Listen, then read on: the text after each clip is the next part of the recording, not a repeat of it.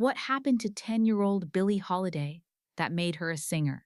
The trauma that little Eleanora experienced growing up in Baltimore's poorest neighborhoods was the source of that deep pain we hear in her voice. Child abuse, domestic violence, and poverty. All of these shaped Lady Day's vocal technique.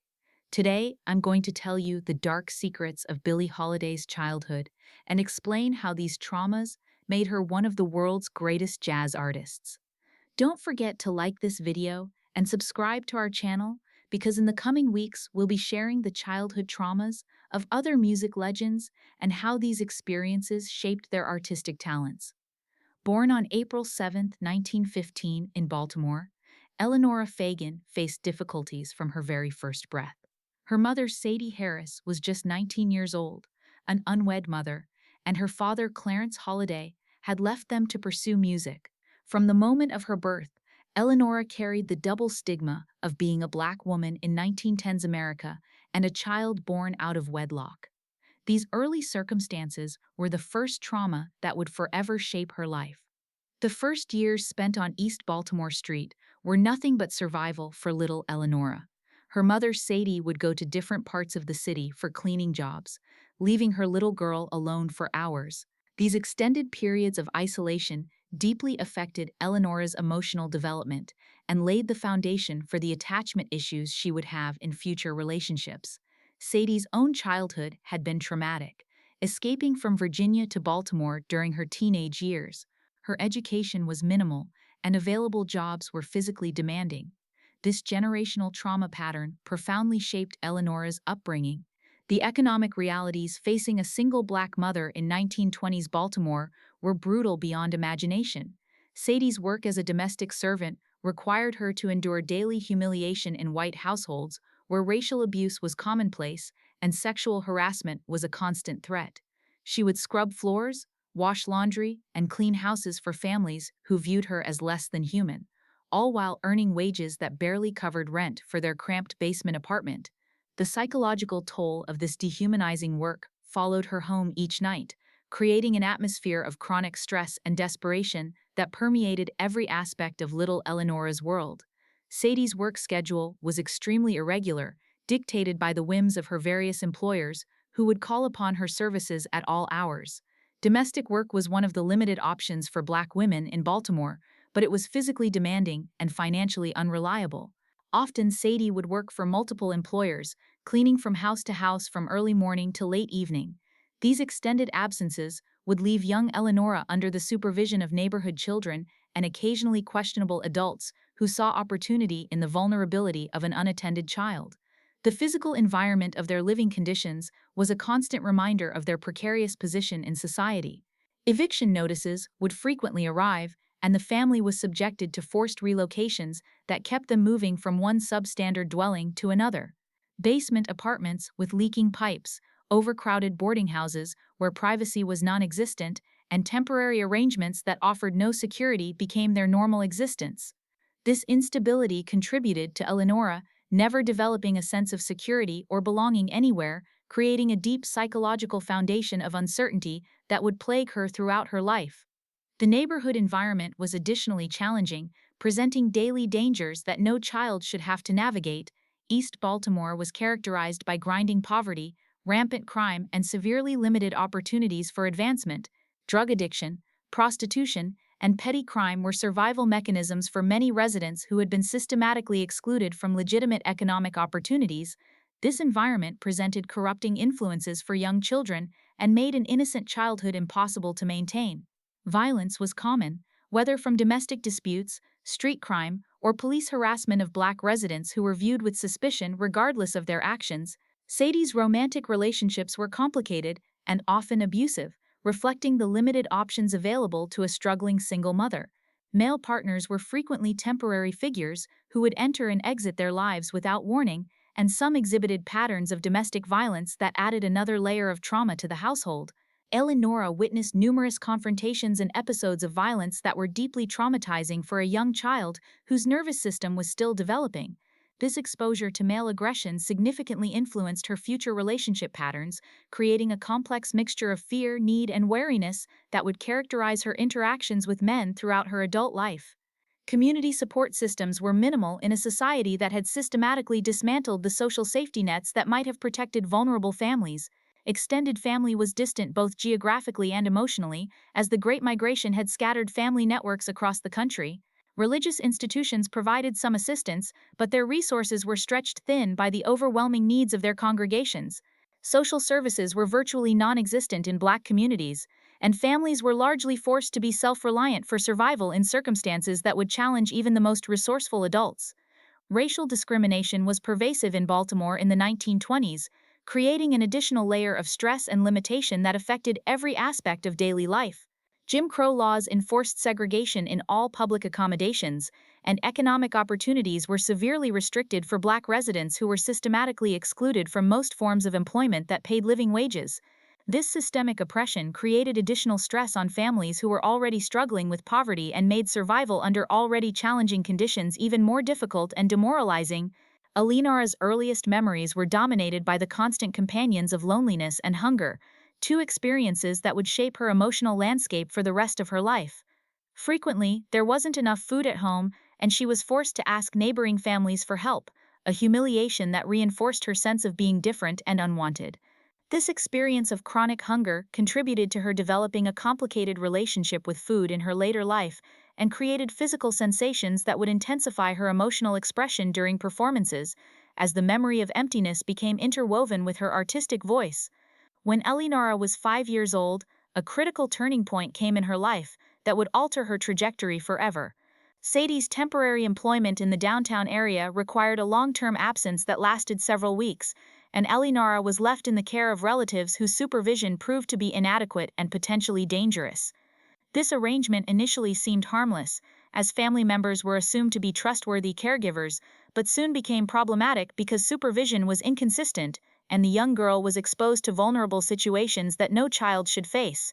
During this period of family care that was supposed to provide safety, Eleanora experienced her first serious trauma at the hands of someone she had been taught to trust. An older male figure living in the neighborhood gained her trust over several weeks through small acts of kindness and attention, and subsequently displayed sexually inappropriate behavior that violated her innocence and safety. While the exact details of this incident remain protected out of respect for the victim, the psychological impact was profound and long-lasting, creating the first major crack in her ability to trust adults and feel safe in the world. This trauma created complicated dynamics with men in her future relationships, as the association between male attention and danger became embedded in her psychological framework. The experience contributed to particular intensity in her emotional expression, as the pain of betrayal and violation found its way into every song she would later sing, adding layers of meaning that audiences could feel even if they couldn't name the source of that emotional depth. In the aftermath of this traumatic experience, Eleanora began to exhibit behavioral changes that concerned the adults around her but were poorly understood in an era that had no framework for recognizing childhood trauma. The previously outgoing child became increasingly withdrawn and suspicious of adults, particularly men, and developed patterns of hypervigilance that made relaxation and play difficult to achieve. This emotional withdrawal mechanism created a deep reservoir of pain that would later be channeled into her artistic expression, transforming private suffering into public art that resonated with audiences who recognized their own pain reflected in her voice. At age 7, Eleanora faced another major disruption when family circumstances forced yet another relocation, this time to an even more unstable living situation. Living arrangements were constantly changing as economic pressures and housing discrimination made it impossible to establish roots anywhere, and a stable home environment was never established for more than a few months at a time. This constant upheaval fundamentally undermined her sense of security and marked the beginning of a lifelong pattern of emotional instability that would make forming lasting relationships and maintaining professional commitments increasingly difficult as she grew older. School attendance was sporadic at best because family priorities were necessarily focused on immediate survival rather than long-term educational goals. Educational opportunities were limited by both economic constraints and racial segregation that relegated Black children to underfunded schools with inadequate resources, and Eleanora often fell behind her classmates in academic subjects that seemed irrelevant to her daily struggle for survival. These academic struggles created an additional source of shame and feelings of inadequacy that reinforced her sense of being different and less worthy than others, contributing to her developing compensation mechanisms in later years that would manifest in both her artistic expression and her personal relationships. Despite these challenging circumstances that would have broken many adults, Eleanora's natural musical inclinations began to emerge like flowers growing through concrete. Hymn singing at church services provided an emotional outlet for feelings that had no other acceptable expression in her constrained world, and she found opportunities to participate in occasional musical gatherings in the neighborhood where talent was recognized and appreciated regardless of economic status. These early musical experiences revealed her innate talent and planted the seeds of her future artistic development, offering the first glimpse of a path that might lead beyond the limitations of her circumstances. At age 10, Eleanora experienced the most traumatic experience of her young life, an assault that would permanently alter her psychological development and vocal expression. An adult figure trusted as a family friend exploited her vulnerability and perpetrated a serious sexual assault that violated not only her body, but also her fundamental sense of safety in the world. This incident was not only devastating physical trauma, but also represented a profound betrayal of trust that would make future relationships extremely difficult to navigate and maintain. The perpetrator had carefully groomed her trust for months, using small gifts and special attention to create vulnerability and isolate her from potential sources of help.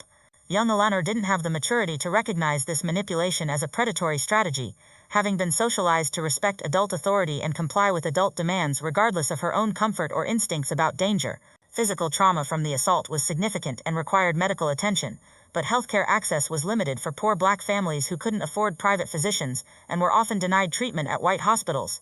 Professional medical evaluation was expensive, and the family was reluctant to seek outside help due to the social stigma attached to sexual assault and the very real possibility that authorities would blame the victim rather than pursue the perpetrator, a common response in cases involving black children. The psychological trauma was even more profound and long-lasting than the physical injuries. Eleanora developed severe symptoms that would be recognized as post-traumatic stress disorder today, including nightmares, flashbacks, hypervigilance, and dissociation episodes that became regular occurrences in her daily life. These symptoms severely impaired her daily functioning and made normal childhood activities like play, learning, and social interaction extremely difficult to maintain or enjoy. The immediate aftermath of this assault was devastating to witness and experience. Eleanora withdrew almost completely from social interaction and experienced an extended period of selective mutism, where she would go days without speaking to anyone, even her mother. When she did eventually begin to speak again, her voice quality had changed dramatically. It was deeper, more husky, and carried an emotional weight that seemed impossibly mature for such a young child. This vocal change, born from trauma and pain, would eventually become part of her artistic signature and one of the qualities that made her voice instantly recognizable and emotionally powerful. Self-blame and shame were overwhelming emotions that dominated her psychological landscape following the assault.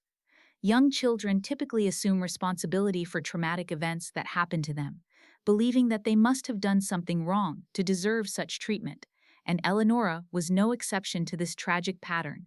This internalized guilt severely damaged her developing sense of self-worth and created patterns of self-doubt and self-punishment that would persist throughout her life, affecting her personal relationships and professional decisions in ways that often seemed self-destructive to outside observers.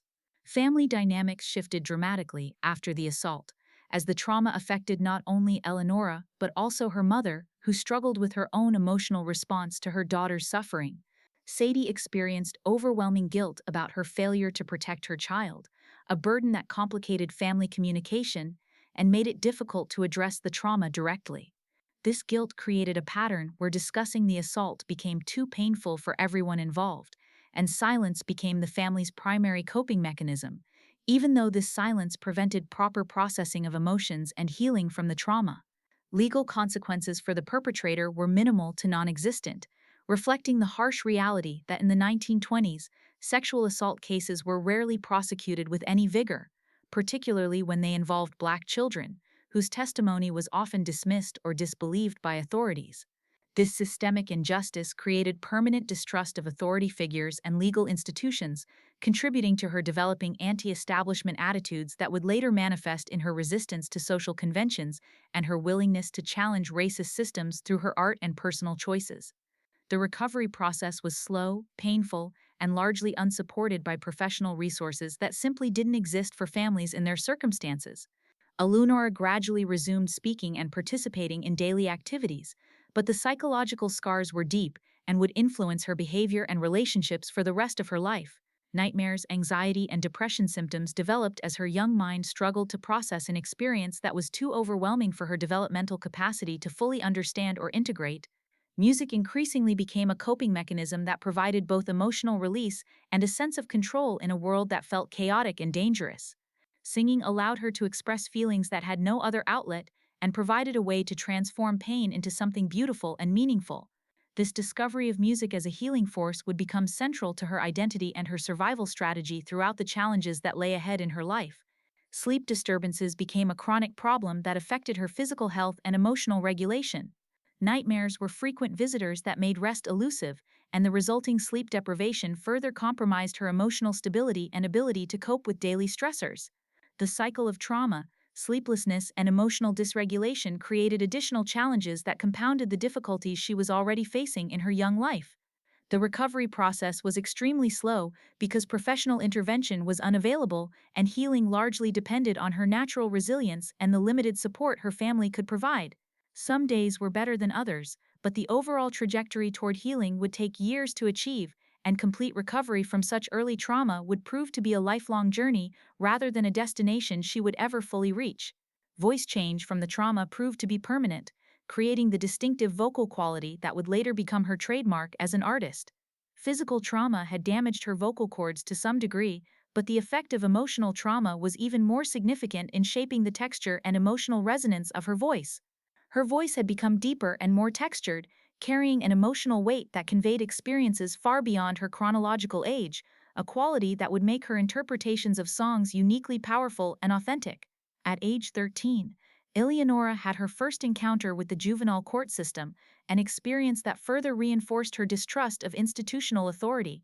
Truancy and vagrancy charges were relatively minor infractions, but the experience of being processed through the legal system was intimidating and demoralizing for a young girl who had already learned to expect the worst from authority figures. This encounter reinforced her anti-authority attitudes and contributed to further alienation from mainstream society that would characterize her relationship with institutions throughout her adult life. Juvenile court proceedings were revealing regarding the extent of family dysfunction and the systemic failures that had allowed her situation to deteriorate so dramatically. Social workers conducted comprehensive evaluations that documented evidence of severe neglect and trauma, and court records provided a detailed picture of the devastating childhood conditions and institutional failures in child protection that characterized the treatment of vulnerable Black families during this era. Alternative placement options were explored as the court system recognized that the current family situation was inadequate for a child's healthy development, but suitable arrangements were unavailable due to overcrowding in the foster care system and the absence of specialized treatment for trauma survivors. This systemic failure contributed to additional trauma as Eleanora was forced to remain in circumstances that everyone acknowledged were harmful, but that no one had the resources or political will to adequately address. Educational assessment revealed comprehensive learning disabilities that had gone undiagnosed and untreated throughout her school experience. Academic deficits were extensive and reflected both the trauma she had experienced and the inadequate educational opportunities available to Black children in segregated schools. Special education services were required but were largely unavailable, and individualized instruction that might have helped her overcome these challenges was beyond the resources of the understaffed and underfunded schools she attended. This educational neglect severely limited her future opportunities and reinforced her sense of being different and less capable than other children. Psychological evaluation conducted by court-appointed professionals documented detailed mental health issues that painted a comprehensive picture of a child in crisis. Depression, anxiety, PTSD symptoms, and behavioral disorders were officially recognized and documented in court records, representing perhaps the first time that Eleanora's suffering was formally acknowledged by any institution. Treatment recommendations were made by well-meaning professionals, but implementation of these recommendations was severely limited by the lack of resources and the absence of appropriate treatment facilities that could address the complex needs of a traumatized child from a marginalized community. The family's financial situation had become increasingly desperate as Sadie struggled to maintain employment while dealing with her own emotional response to her daughter's trauma. She was working multiple jobs in an attempt to provide stability, but was still struggling to meet even the most basic needs for food, shelter, and clothing. This economic pressure created additional stress that further strained family relationships and made it even more difficult to address the emotional and psychological needs that required attention and resources the family simply didn't possess. Housing instability continued to be a persistent problem that compounded all of the other challenges they were facing. Frequent relocations were disruptive to any sense of normalcy or security and made it impossible to establish stable neighborhood connections or maintain consistent relationships with neighbors, teachers, or other community members who might have provided support. School attendance was further complicated by constant address changes that disrupted educational continuity and made it difficult for teachers to provide any kind of consistent support or intervention that might have helped address Eleanora's academic and emotional needs. Healthcare access remained minimal throughout this period, as medical and mental health needs went largely unaddressed due to economic constraints and discriminatory practices that limited access to quality care. Preventive care was non-existent in their world, and even serious health problems were often ignored until they became emergencies that couldn't be overlooked. Dental problems, vision issues, and nutritional deficiencies remained untreated, creating additional barriers to optimal functioning and reinforcing the cycle of disadvantage that made it difficult to break free from their circumstances. Under these increasingly desperate circumstances, questionable income sources became increasingly tempting as legal employment opportunities remained limited and inadequate to meet their survival needs. Various illegal activities were common in the neighborhood as residents sought ways to supplement meager legal incomes, and economic necessity often overrode moral considerations when the alternative was hunger or homelessness. This environment foreshadowed Eleanora's future involvement with risky behaviors and illegal activities that would later complicate her life and career in ways that seemed tragically inevitable given the limited options available to her during these formative years. Prostitution was unfortunately a survival option that came under consideration during her teenage years, as economic desperation and limited legitimate opportunities pushed vulnerable young women into dangerous situations where their bodies became commodities in an underground economy that preyed on their desperation. This risk was very real for Eleanora, and the family was deeply concerned about this possibility while feeling powerless to provide alternative options that would ensure her safety and survival without resorting to such dangerous expedients. Music industry exposure began during this period as a potential alternative to some of the more dangerous survival strategies being considered. Occasional performance opportunities emerged at local venues where talent was valued regardless of the performer's social circumstances, and Eleanora's natural stage presence was immediately evident to anyone who witnessed her performances. Despite the trauma she had experienced, she displayed remarkable confidence and charisma while performing, creating a striking contrast to the shyness and withdrawal that characterized her everyday interactions with the world around her. Venue owners were initially reluctant to hire such a young performer, as her age, lack of professional experience, and obvious family instability were concerning factors that made them worry about reliability and potential legal complications. However, audience response to her performances was consistently positive, and repeat bookings gradually materialized as word spread about the young singer who could move audiences to tears with the emotional power of her voice. This early success suggested the genuine possibility of a professional career that might provide a legitimate path out of their desperate circumstances. Competition was fierce in the local music scene, as many talented performers were seeking the same limited opportunities to earn money through their artistic abilities.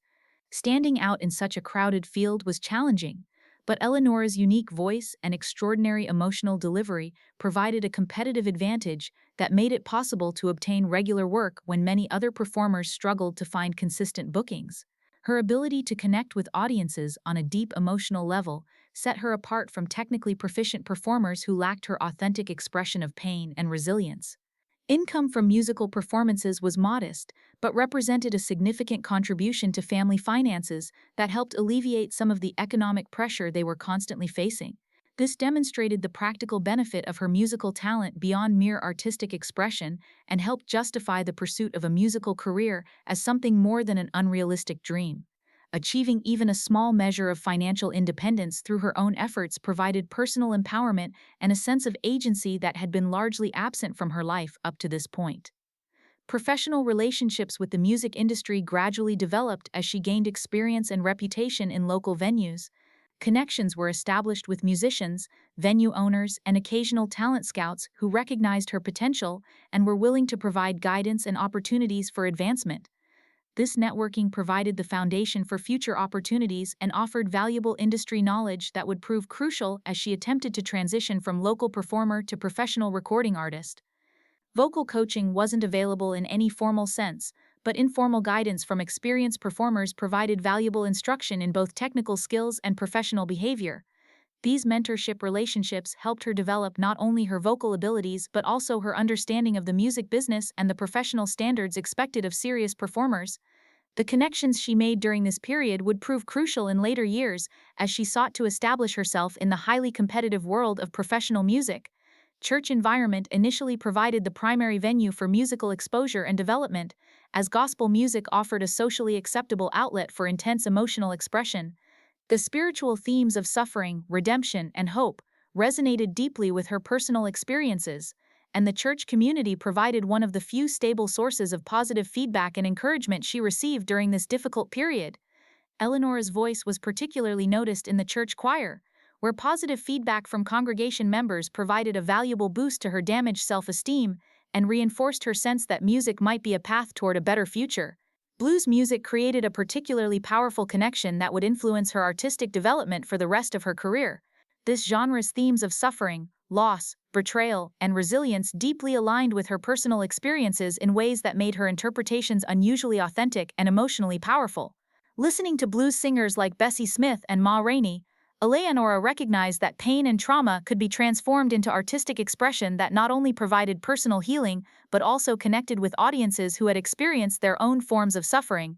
This realization was crucial for her artistic development and provided a framework for understanding how her painful experiences might become sources of strength rather than only sources of shame and limitation.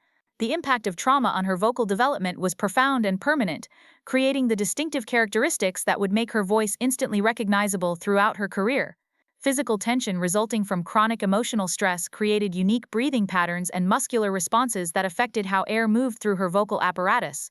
These physical changes gave her voice a distinctive quality that combined fragility with power and vulnerability with resilience, creating a contradiction that became the hallmark of her artistic expression and made her interpretations of songs emotionally compelling in ways that technically perfect performers could rarely achieve.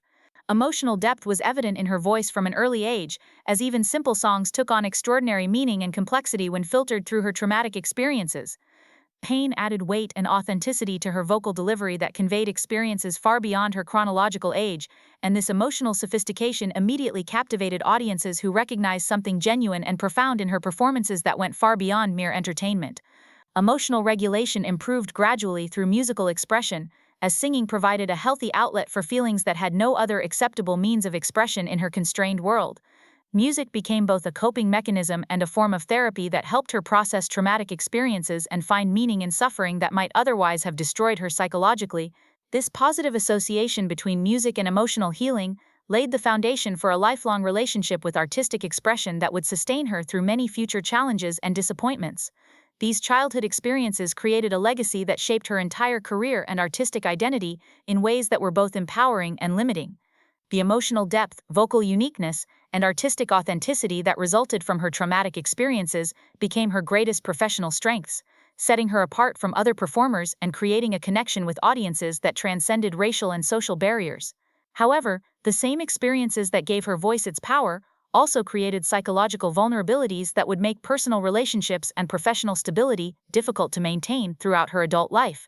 The ability to transform pain into art became the defining quality that placed her among the legends of American music, but it came at a tremendous personal cost that would continue to exact its toll for the rest of her life. Her story demonstrates both the remarkable resilience of the human spirit and the tragic waste of potential that results when society fails to protect its most vulnerable children from harm. This story shows us that sometimes the greatest artistic achievements are born from the deepest pain, but it also reminds us that such achievements should never be used to romanticize or justify the suffering that creates them. Billie Holiday's childhood traumas could have destroyed her completely, but instead, through extraordinary resilience and the healing power of music, she channeled them into artistic expression that continues to move audiences decades after her death. Her legacy reminds us that the human capacity for transformation is unlimited, but it also challenges us to create a world where children don't have to survive such devastating experiences to develop their gifts.